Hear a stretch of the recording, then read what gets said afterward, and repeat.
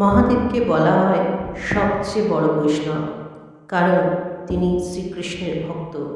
আর শ্রীকৃষ্ণ মহাদেবের কথিত আছে যে একবার মহারাশের খবর পেয়ে মহাদেব ভীষণ উতলা হন এবং তার ভীষণ স্বাদ হয় তিনি মহারাস দেখবেন।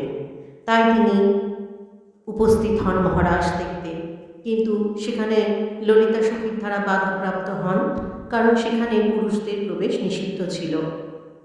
সে কারণে তিনি যখন ভীষণ অধীর হলেন, তখন যমুনা তাকে গোপী বেশে সাজিয়ে দিল এবং তিনি মহারাজ দেখতে ঢুকলেন।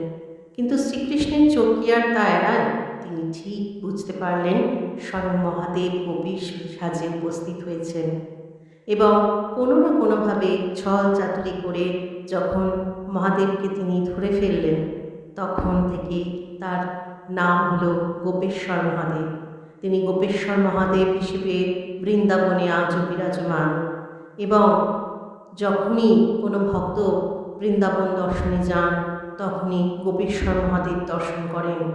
সেখানে মহাদেব গোপিনীর সাজে সেজে অধিষ্ঠান করেন, তাকে সাজানো হয় গোপিনীর সাজে।